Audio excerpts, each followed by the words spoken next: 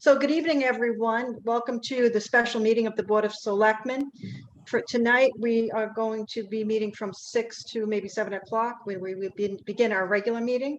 And of course, we're doing this via Zoom. So if we have to do any votes, which we don't anticipate, we have to do it via roll call. So the agenda reads tonight. We're just going to get right into the public information session on LNG project and host community agreement process. Then other business unknown at time of posting, and then we will adjourn. At this point in time, I will turn this over to our town administrator, Andrew. Thank you, Andrew. Very much, Karen. Right, so tonight we're joined by Boris Brevnow from LibertyNEC and Matt Taylor from Northeast Energy Center, who are both proponents of the project.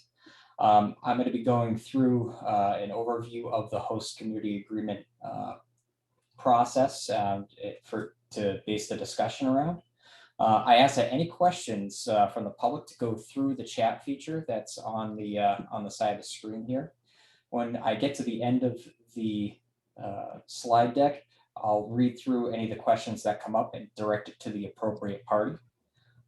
As a reminder, we are looking to solicit and address comments that do relate directly to the HCA process, and questions that relate to site plan or design might be best directed toward the Energy Facility Siting Board, but we'll try to answer any questions to the best of our abilities.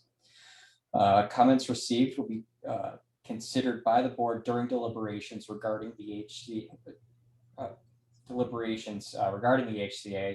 and once the HCA is agreed upon at the end, that will become a public document. This meeting is limited to 1 hour, but any questions that we do receive afterward or are unable to get to, we'll follow up with in writing. So from that point, I'll give me 1 second to share my screen, and I'll get into the slide. And Andrew, excuse me 1 second. Yeah. I do know we were, we were advertising this special meeting in advance, and we were asking people to send in questions. If, again, I don't know how many we received, but if you deem it important to mention any questions that we received and the answers, please do so whenever you feel is most appropriate. Thank you. Very good.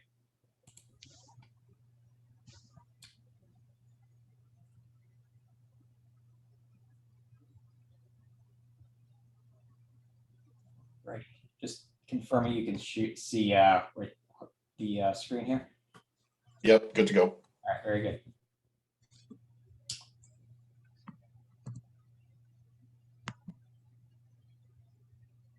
All right, so just some of the common terms relative to the discussion. LNG is the term for liquid natural gas.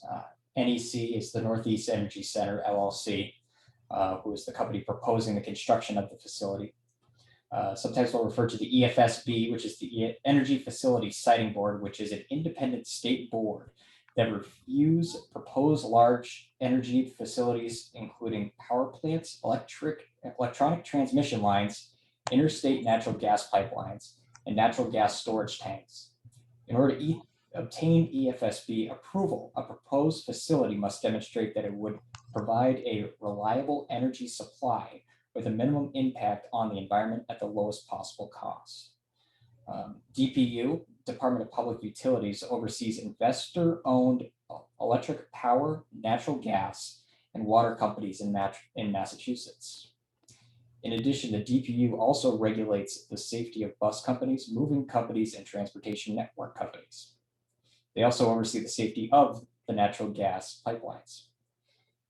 And then liquefaction, the process by which natural gas is cooled down to liquid form for ease of safety of non-pressurized storage or transport.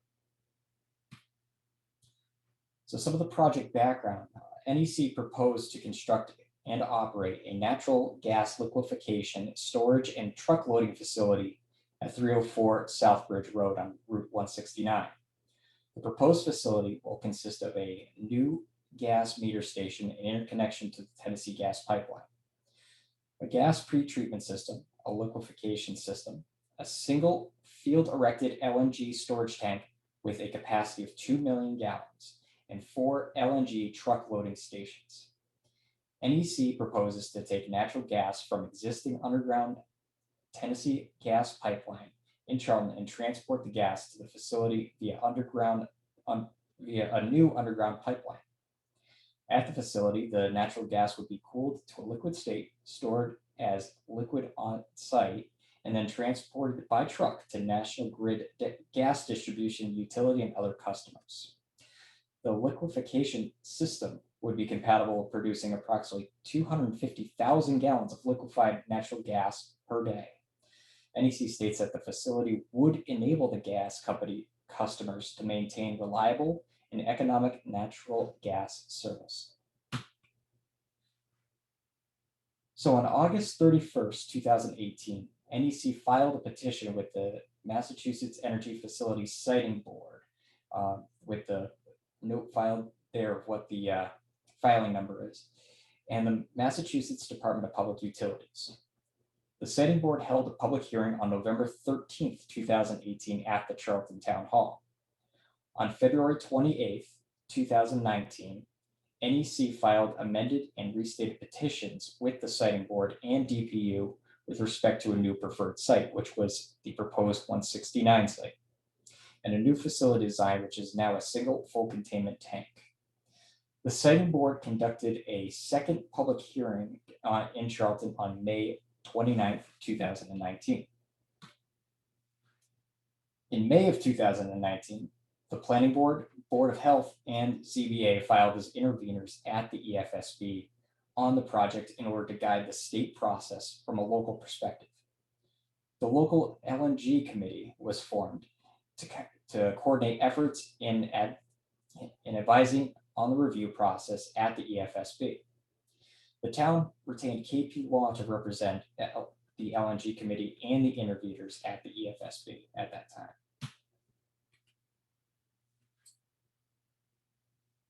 So here is just an outline of the Energy Facilities Siting Board process. So NEC petitioned the Energy Facilities Siting Board to construct their liquefied natural gas facility. Pursuant to Mass General Law, Chapter 40A, Section 3, NEC has additionally petitioned DPU for a zoning exemption.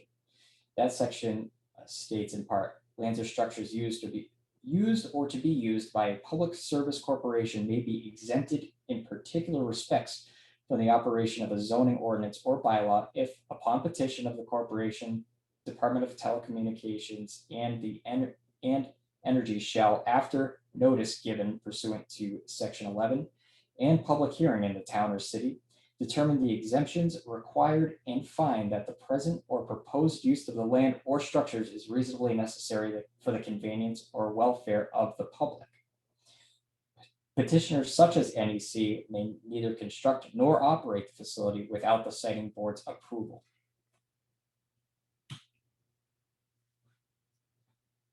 Both the petition to construct and the petition for a zoning exemption proceeded concurrently at the EFSB.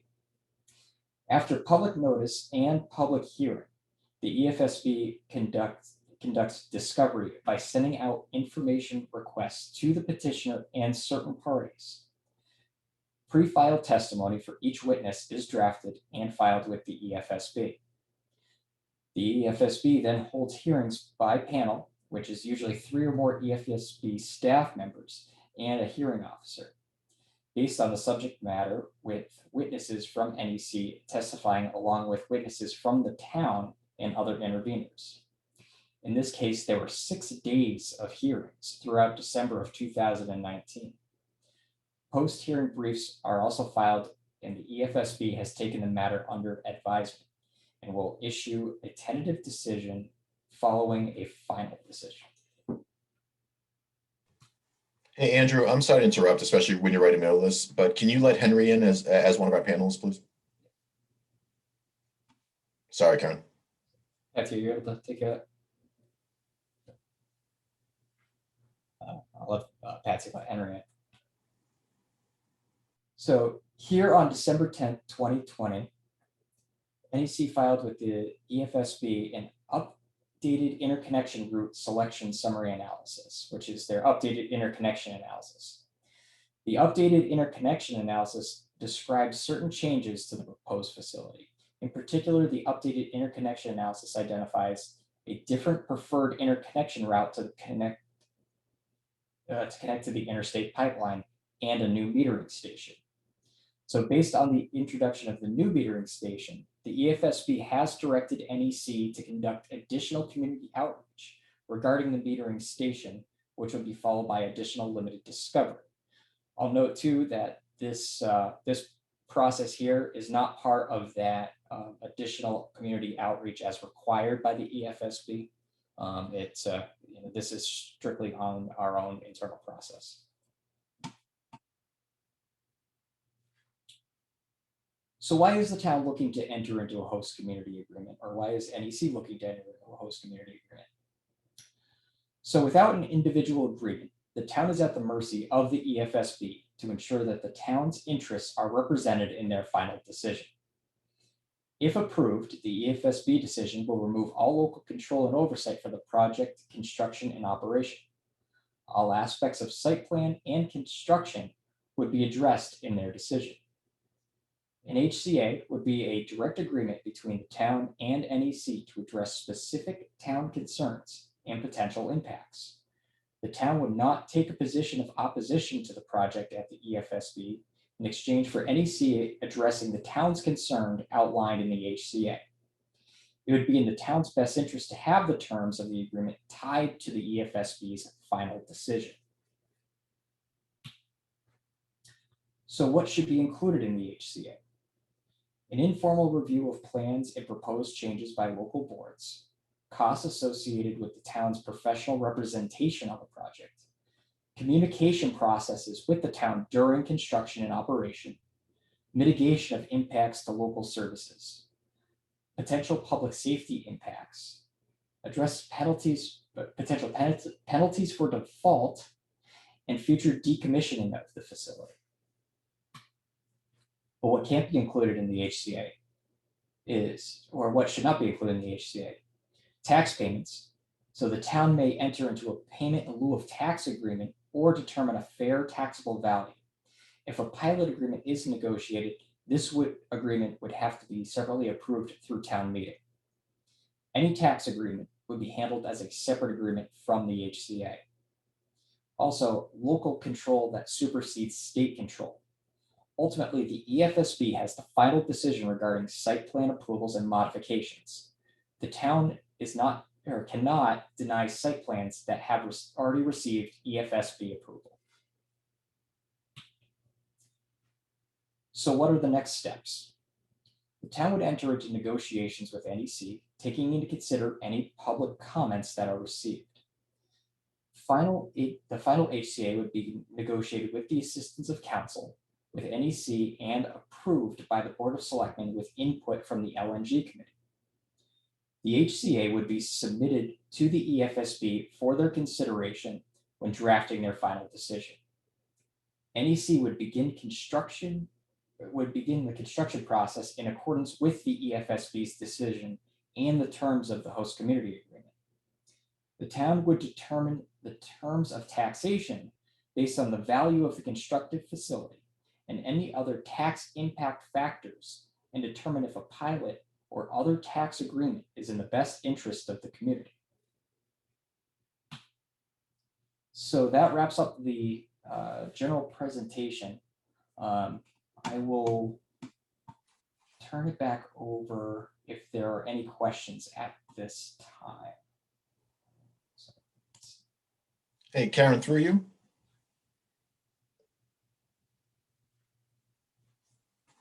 No. Karen, you good?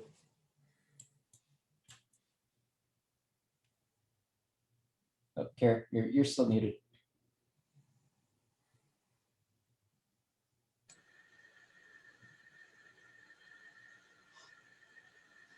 Sorry, Karen, you're muted.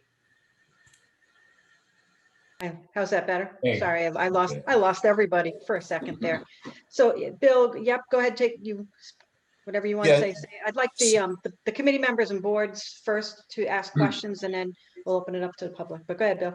No, thanks, Karen. So I just want to say thank you to Andrew for summarizing all it for us. And just to reiterate the key points, at least as I see them, just to make sure everyone's on the same page, that entering into a host agreement with Mr. Brevnov, Mr. Taylor, et cetera, and the respective organizations is very different than, let's say, the HCAs that are required for marijuana agreements, whether it be our town or any other town. Within CCC licensing, for example, that an HCA is required for that organization or enterprise to proceed. As TA Golis mentioned, it is not a requirement for the EFSB or really any type of agreement with the DPU. So it's really out of our control when it comes to both site selection as well as zoning, as well as everything else. So regardless of anyone's feelings around whether this is good for the town or not, and again, I'm speaking to folks just generally here who are watching this, that this is not a discretionary decision that the Board of Selectmen, the Planning Board, LNG Committee, Board of Health, Board of Assessors, there is no yay or nay. The state is going to decide whether or not it's going to go there. So the idea around HCA is in partnership with Mr. Taylor and Mr. Brevnov, that we would have the opportunity to have discussions that would be mutually beneficial to both sides. But I really want to make sure that everyone understands that this is not a Board of Selectmen, this is not a town decision, not a planning board, zoning board of appeals decision. This is a state decision. And that's why we want to have this discussion to make sure that everyone, again, I hate to use the word, but as transparent as possible, that everyone knows exactly where the Board of Selectmen stands on this and why we're even having this discussion. So again, Karen, thank you for the indulgence. Okay, thank you, Bill.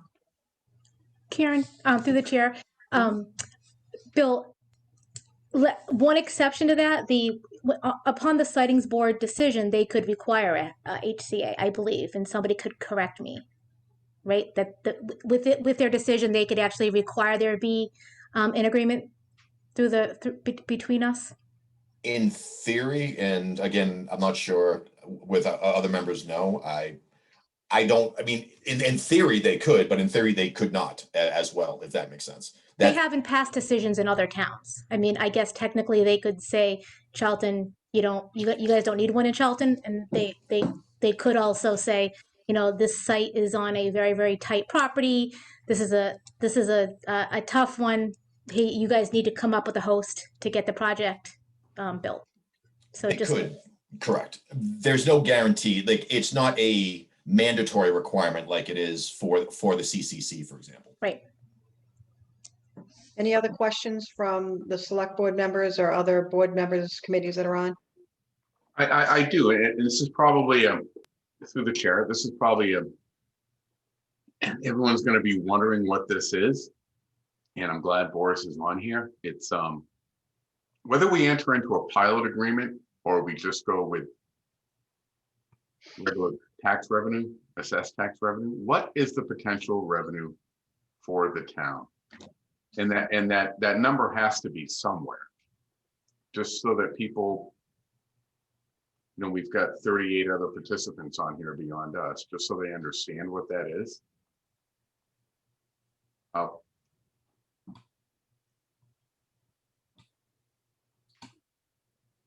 That's not I think that is a whole different subject matter that our tax collector would need to.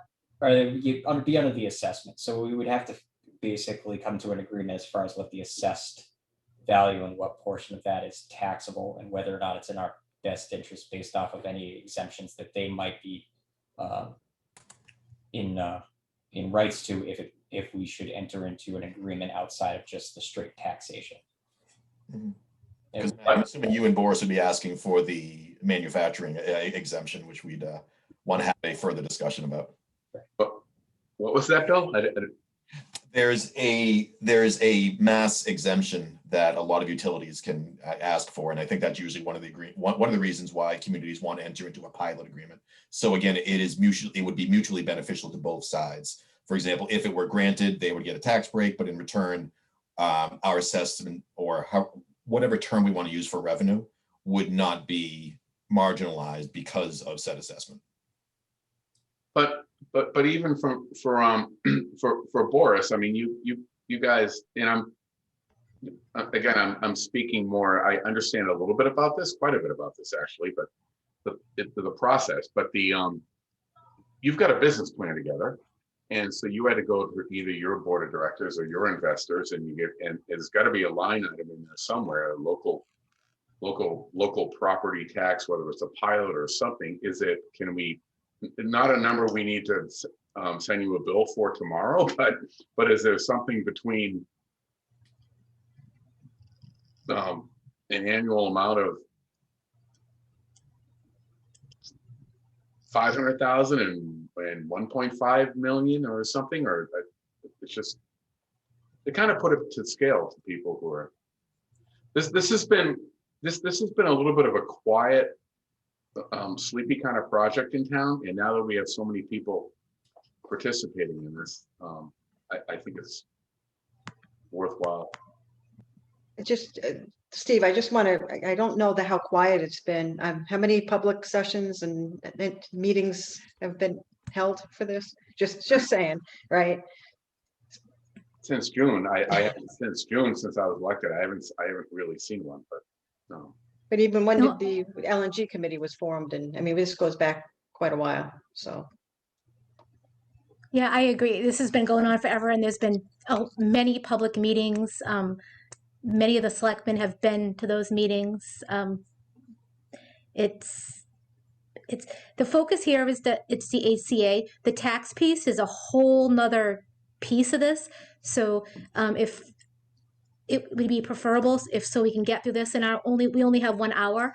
The HCA is something, it's a whole another piece of the puzzle, and that's the focus today. So if we could ignore the pilot for now, or any potential pilot or taxes, I just don't think we have all the right people in the room for that discussion. But and I don't think it's really on the agenda. But the HCA, which kind of focuses on, that agreement on the little pieces, equipment and that kind of stuff. I don't know if we can kind of refocus on that. Good point, Patsy. So let's bring it back to where we need to be and focus on that. And again, if we don't have any more questions from board members as well, we should be opening it up to the public and answering as many questions as we can. Because again, our regular meeting starts at 7, so we have a hard stop at 7. Yeah, so I do see a couple questions relative to informal review by boards. And I think the term of informal review is more in the terms of they would not be able to, going back to what was referenced with not being able to deny a site plan that had already been approved through the EFSB. So it would give boards the opportunity to review the plans, provide some comment, but ultimately could not deny something that the EFSB has the ultimate control over the approval on. And Madam Chair, I know there's some, Andrew, through to you as well. I know that I think it's Mr. Lewandowski has some comments in the chat feature as well. Thanks, Bill.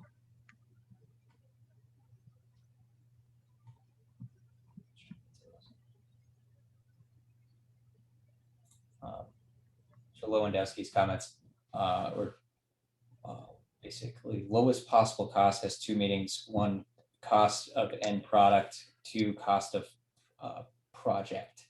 If 2, then lowest possible cost for project development equals disaster for town in which a facility is located. NEC preferred location is worst location selected for the town of Charlton. As you said, we don't have much of a say here with the location. That's the testimony that was provided to the EFSB. The town's interveners had already provided that. So that is outside of what we're negotiating, or what we're kind of discussing. And then another one from Mr. Lewandowski, an opinion here. This HCA statement is a problem solution. The town should work with the state and EFSB to allow the town to have final decision for the site location. Any site which must have an adequate buffer zone of at least 1,500 feet from any main road, flowing waterway, or housing business. So as far as the waterway, they have, and I'll turn to Boris and Matt to confirm this, but they have filed with the Conservation Commission. That is one local approval that they aren't able to sidestep, is the order of conditions within a within the waterways. It's the other stuff that is mainly falls within the EFSB, and that's why we're trying to work with NEC directly on those portions. And Karen, on that one, and Ms. Lewandowski, just for the record, NEC aside, I think every single town in the Commonwealth would agree with you. But the reality is that's not how Boston feels. They really look at it. I mean, regardless of project similar to this, they look at it simply to say that, well, no, it falls under the umbrella of the DPU jurisdiction, and they're the ones that make the final decision. I think every single board member in every single town would absolutely agree with you. But until the legislature and or state government in general changes its view, it's an unfortunate statement of fact. If I can, Karen, through the board, Bill, I agree with you, and I think we all know why we're here. And I know we're also on the clock because it's 6:27 now. But it's moving the location to such a smaller location. Mr. Lewandowski, I'm not convinced that the buffer zones, and more importantly, even the incline on the hill, because you're putting it in such a smaller location. I heard stories that the incline on the hill is 13%, and a fire truck may not be able to get up there. I think Ed is on. I don't know if Ed is signed off on that, thinking they could. But at least from a, I tried to go the revenue route first, but at least from a public safety issue, I think those, just to make people feel better about it before we.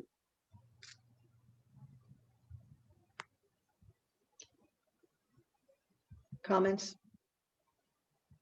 Ed, I see Ed is on. This is Captain Carlson. I guess raise your hand if you'd like to talk, Chief. I won't. And Karen, maybe while we're doing that, maybe if Matt or Boris can answer one question around what size is the lot planned area? That seems pretty innocuous at the end of the day. Matt, did you want to answer that? Can you hear me? Yes. So as far as the fire department's concerned, yeah, we did have some concerns regarding the degree, the angles getting into the facility. But we haven't seen any revised plans since this went to the siting board. So we couldn't comment on that until we get some revised plans. Understood. Thanks, Ed. And through the chair, that strikes me as a little bit concerning. I mean, we've got to be able to get a fire truck up the hill, right? It's not. And the trucks coming down the hill. It just. Did Matt, did you want to chime in? I couldn't tell if you had your hand raised or not. Andrew, Patsy. I can answer probably. There are a few questions. Boris, thank you. Thank you, Ms. Speaker. Few questions and I would address, and just a few comments, because there were comments related to Boston and other neighboring cities. Boston does have an LNG facility. Springfield does have an LNG facility. Hopkinton does have an LNG facility. So Charlton, and this is not an exception, it's more of an exception that it does. Berkshire does have an LNG facility. So it's not a unique feature in Massachusetts, and these facilities have been in Massachusetts for 50, 60 years. So they are proven part of infrastructure, and frankly speaking, probably a week after all the energy events or debacle in Houston, whatever you label it, you can see that peak supply is important, and LNG is highly important part of Massachusetts peak energy supply. Just maybe quick comment on this. Regarding approach to AFSB, approach to safety, approach to buffer zone, it is AFSB jurisdiction, but I would say that the town and the fire chief took the time, provided exhaustive comments, provided all the inputs. These inputs has been taken into consideration.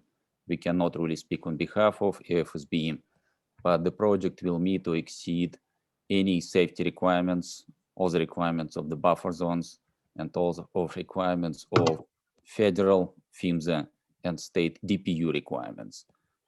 It is correct, local jurisdiction cannot create these requirements. It's federal and state process, but each of these requirements would have to be met by the project or exceeded by the project, just to verify. Another question was regarding the actual footprint of the project. It is true that we try to minimize any impact, any environmental impact, and any footprint of the project. And total project lot, size of the project or site footprint is around 15 acres. It is surrounded, it's part of a bigger piece of land. And we do think it's an advantage of the project that its immediate neighbor is a utility scale solar facility. It's not a disadvantage. It is advantage that the next door neighbor is incoming. It's a big energy consumer that does require energy backup. So we do feel that it actually creates appropriate synergies, and we are glad that we're able to minimize footprint for the project. Thank you. Thank I you. do want to thank, don't sure if it would be another opportunity, I do want to thank for opportunity to address the questions, and we will do it even after this session. And all the comments regarding multiple public outreach were appropriate. Yes, there were 2 meetings at schools in Charlton, open to everybody. There was a public process through MIPA, the public process through Mass DP. There was public process through Energy Facility Siting Board. So it is a multiple public processes, and there were multiple publications in the newspapers. So we're trying to be sure that we take as much public input as we can, but we still have to comply with all the state and federal standards. Thank you. Hey, Karen, we got a question from Noreen. Is the NCAA intended to address expenses incurred by the town to develop the capacity to respond to any emergency situation at the site? And Kyla Rossi had a similar question. Thanks, Bill. Short answer to that is yes. That is the primary intention of the HCA, along with the town's oversight, but to also address any potential impacts. So those impacts do include addressing some of our emergency capacity needs. Thanks, Andrew. Any other questions? Anyone raising their hand? I have a question. Henry? To the board. Thank you for NEC for being here and answering any questions. And I had a question for Mr. Brevnov. You mentioned limiting the ecological footprint upon the area. I was just wondering, how would it impact the local ecosystem, the project? May I speak? Mm-hmm. Thank you. Yes, in Massachusetts, frankly, it's one of the most scientific states because we do work across the nation, and in Massachusetts, I have to say it's probably really very methodical approach to everything. And it is true, it's a very long process. And we frankly also, same as you, a bit exhausted, but we do expect, and that's why I think this meeting is timely, we do expect the draft order hopefully next month from the AFSB. So it is a timely meeting, and environmental impact being assessed through multiple dimensions. In Massachusetts, it would be any air impact, any emissions related to this, and project trying to be highly responsive to this, just comparing to any other projects built in Massachusetts. Most of them have a gas drive. So you have a gas turbine, including Hopkinton, that drive, including Springfield, including Boston, that drives the plant. In our case, it's electric and gas assistance plant. So that makes it cleaner, that makes it less noisy, that makes it less pollutant. Massachusetts, when we talk about air, we talk not only about air emissions, but we also talk about opacity to be sure that there are no visible particles or anything. And we also talk about noise. Noise protocol, all these protocols is highly defined. In Massachusetts, you have to measure ambient noise. Massachusetts is very particular that you measure this noise usually at Saturday night at 2 o'clock in the morning when people don't drive, when there is not much going on in town. You have to measure ambient noise in different times of the year because leaves also create noise. So Massachusetts chooses the lowest background of ambient noise and makes the project responsible to be sure that variation from this ambient noise will not be audible by a human ear. So which is a relatively tough restriction for anybody. So this plant will have the most silencers that you probably can, the only one reference plant that has as many silencers is Montreal, downtown Montreal. They have also relatively strict focus on noise. A lot of other states in the United States actually don't regulate noise, interestingly enough. So this is one of unique states that does regulate noise. Another big environmental aspect is wetlands. Town administrator mentioned our NOI filing. Prior to this, we had to file NRAD. So relative to wetland, Massachusetts is also very particular. It's not just streams, it's any wetlands, any potential wetlands, and the buffer zones around wetlands. So through construction processes, and when we talk about environmental mitigation, we talk not only about operations of the plant, but both constructions and operations of the plant. So we try to find a way how to avoid any any aspects related to impacts or any activities related to wetland. So we avoided any activities within wetland or within the buffer zones of the wetland. Another aspect which is actually unique to Charlton, in most of proceedings it was not raised, it was raised by Charlton, was also impact of potential vibration through construction processes. So that's why construction processes in response to this request from Charlton. And I do want to make it very clear that in this case, town of Charlton is not leapfrogging any of activities. It fully participated in the AFSB proceedings with all the consultants, with all the witnesses, and with all the interested parties. And one of the aspects of this was aspects of vibration, because in a lot of cases, when you have, as town administrator mentioned, an underground pipeline, the cheapest way to do it would be trenching.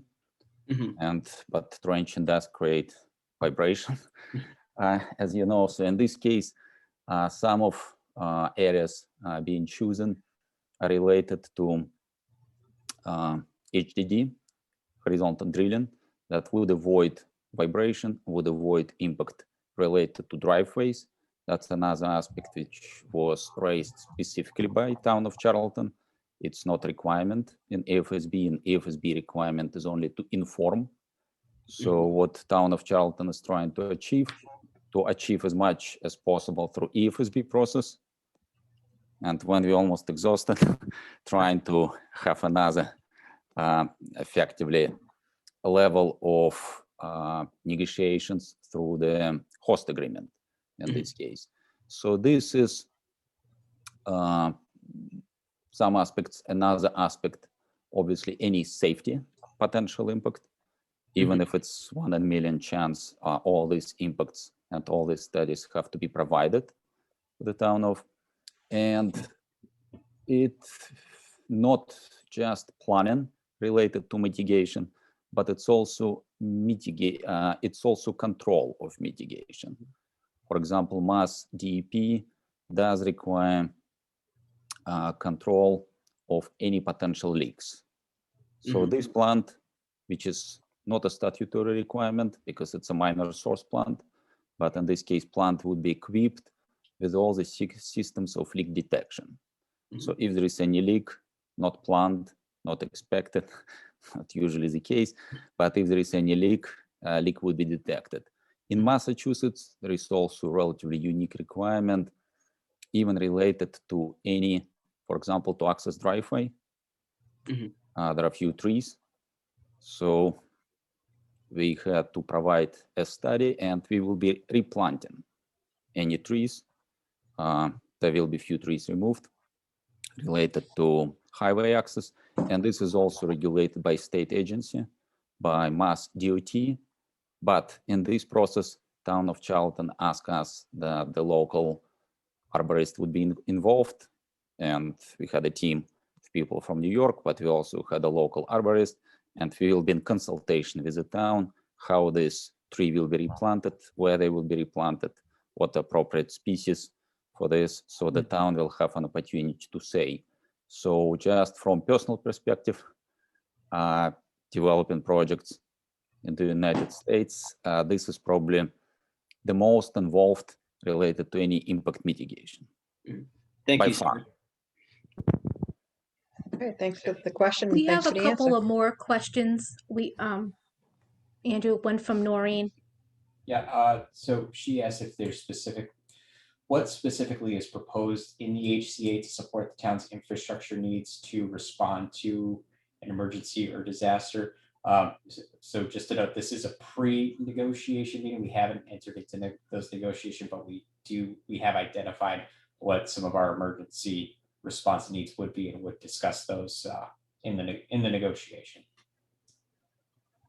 And to Patsy's point, Boris and or Matt, there was a follow-up, just a clarification. Could you just, for the, again, people at home, is it 15 acres or 50 acres? 1.5. 1.5. Yeah.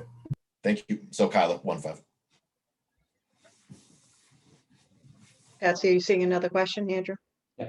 So Lori Degnan asked, why was the route changed from the route discussed in 2019? And then can you explain what a metering station is?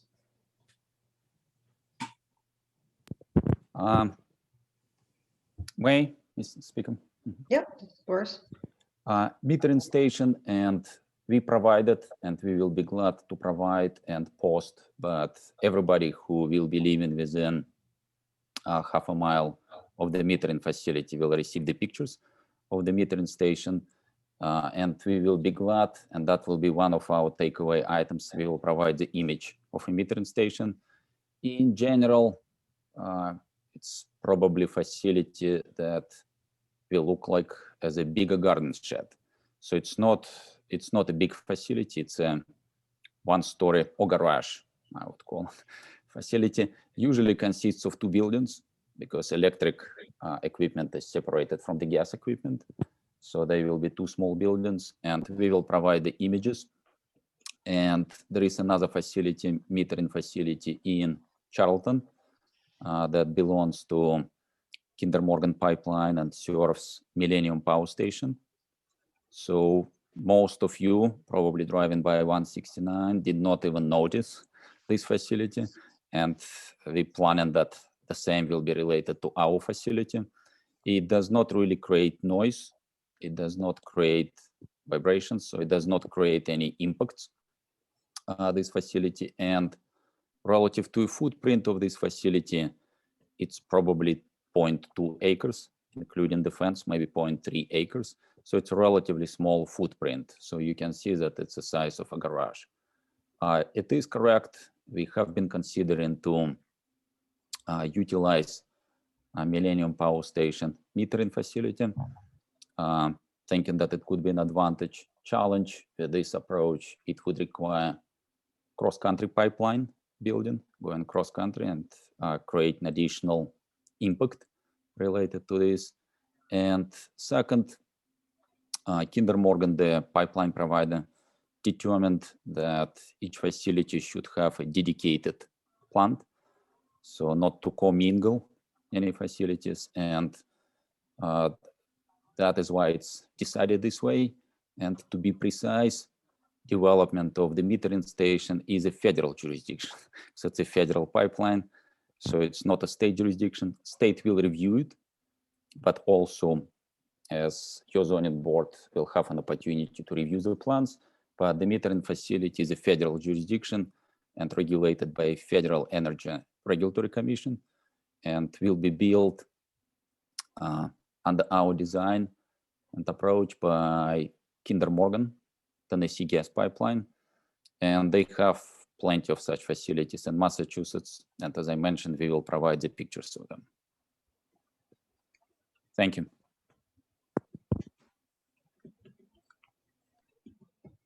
And, you know, as Andrew, and Karen through you, I mean, as Andrew mentioned, we wanted to make sure that we had the conversation with the residents, because I don't think it's going to be tipping our hand to say that some of the buckets that we'd be discussing would be things like decommissioning, safety, you know, potential zoning oversight, you know, things along those lines.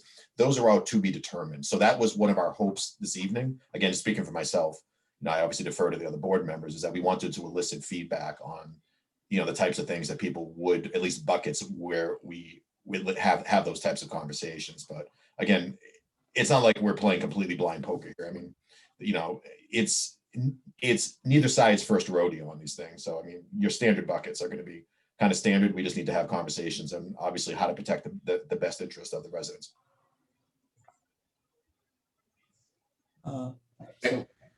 Yes, and we also, I mean, we have an experienced attorney that's been working with the LNG committee for, has it been like 2 years now? A year and a half. So we've been working with fire and police and engineers and everybody else to get all the details that are the requests, the necessities, even the wants of the of town officials. So we're not just jumping in here blind. It's been a long time planning. And like Bill said, if other people have ideas and they think that there's other town needs that we should consider, they should absolutely send an email. Andrew would love to get inundated with emails, the suggestions and even the questions that, if you come up with questions after, send them in. This has been a very transparent process between all of the public meetings. There's also been multiple LNG committee meetings. So again, we're trying to do this as transparent as possible and to get all the input we can from our residents. I do have one more question, unless there are other people that, you know, we're got about 10 minutes left. Well, hold on one minute, Steve, please. Andrew, anyone else on any other questions from the public before Steve chimes in? I just did another one from Noreen Johnson Smith asking if Liberty or NEC relationship with the town of Charlton, if that'd be the same or different from the relationship with Philadelphia PASANUC facility that you are building or have built, which reported a significant profit sharing arrangement in the local PA news. So I don't know if that's something that you guys can elaborate on at all. Yeah, no secrets. And this, as Patsy said, it has been a transparent process. In Philadelphia, it is a public-private partnership.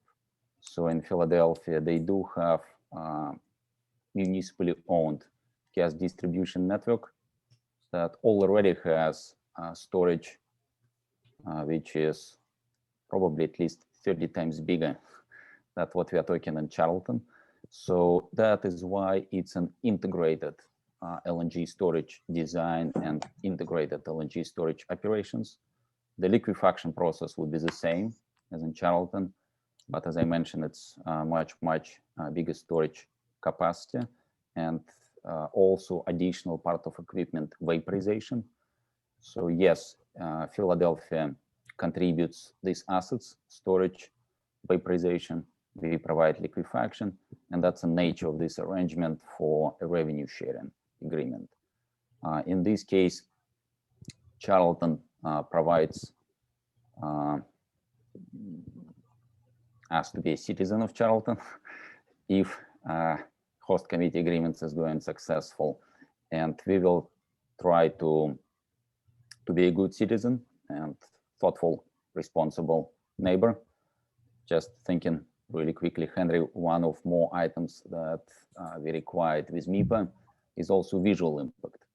So the idea would be that the plant, any high point will not be visible or not interfere too much with an eyesight from any location. So just to round up all the potential impacts. So we do hope to be a good partner when the facility is in operations. Different partner in every location, it's very different. Every design, every asset class is very different.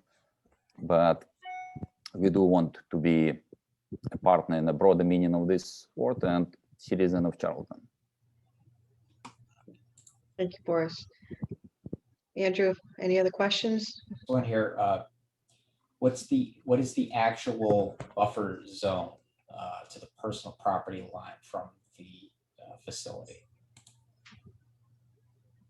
On this one, and not to mislead, it's highly regulated, so I don't want to speak probably without notes. And there are different levels. So usually the plant is designed that if anything happens at the plant, that people would be able to come to the fence without impact on them. Thermal impact or any other impact, light impact. So that's, and the fence, it's also specific fence. This protective fence. The plant is equipped with SCADA. So it is at least 5 different zones of caution. So on the positive side, LNG is probably one of the best regulated energy assets or energy equipment that have been in place, because usually it's actually all these plants are in high density population area. I mean, when we talk about Philadelphia, it is downtown Philadelphia. And obviously Philadelphia is a big city. Boston, it is downtown Boston. And obviously Boston is a high density city. So that's why, and the logic is you're trying to have LNG facility like any energy storage as close to consumption point as possible in this case. So that's why they're so well regulated. And this question multiple times was discussed and reviewed at AFSB hearing. So the easiest would be probably to refer to this, not trying to represent anything differently. Okay, thank you. I think we have time for maybe one more question, Andrew, before you want to wrap everything up. Anyone else before? I know Steve had one last question, but again, if there's someone out there from the public, I'd like to hear from them. Yeah, I just see general comments in the chat, so I'll defer to Steve. Okay, Steve, you're up. Thank you for being so patient. No problem, no problem. I guess as far as Fire Chief Ed Knopf is still on, and he has not seen the new plans as of yet for the grades. And when do we think we could see that? And I'm going solely on a public safety issue here now, and it's before we can. Sure. May? Yep, Boris. Yes, we will be providing updated plans, and we will be working very close with the chief, frankly, upon direction of EFSB. So we have been in a period when we expecting, as it's been mentioned, additional discovery process from EFSB. So reaching these milestones, we will be reaching out to the chief, and frankly, not only of Charlton. So same as before, it would be state and neighboring Southbridge invited to these meetings, obviously. And frankly, we found highly professional and knowledgeable and surprisingly even experienced team related to Charlton fire response team. And we plan to work with them closely as soon as EFSB, as soon as we reach these milestones in our process with EFSB. Okay. It is highly regulated and methodical process, so we can't really leapfrog any of the steps of this process. But it is a next step, and we will be reaching out, and we will be working very closely with them. Okay, Very good. And again, thank you, Boris. And that question was for people at home as well, so that they understood. So before I just send it back over to Andrew, our town administrator, I just wanted to thank everyone. Thank you, Boris and Matt, for being here tonight, and to all the residents who chimed in and asked some really good questions and provided some really good comments. Thank you so much. And now again, we're going to start our regular Board of Selectmen meeting after probably a 2 or 3 minute break. So Andrew, can you wrap this up and just remind people of what's next? I know there should be another meeting, I think, not by us, but by the LNG. Yeah, so following this, we discuss the next steps of the Board of Selectmen as far as entering into the negotiation process. But if there are any other comments or questions or anything else from the public, please email me directly, and I will try to respond as quickly as possible. So. All right, I think we'll move on down. The other item on the agenda, business unknown at time of posting, we don't have any, right? Not for this special meeting. Awesome. All right, then I will entertain a motion to adjourn. So moved. Is there a Second. Are we jumping on another? No, it's going to be the same link. So if really once it's adjourned from the special, we'll just reconvene in. All right, so I don't have to do any computer magic here or anything. Computer magic. Okay. It's the same link, and I'll give everyone like 3 minutes or so to regroup and join back as soon as possible. All right, so we have a motion and a second to adjourn. Any discussion? Hearing none, roll call vote. Patsy? Aye. Bill? Aye. Steve? Aye. David? Aye. I vote aye. We are now adjourned. Hope to see many of you in about 3 minutes. Thank you.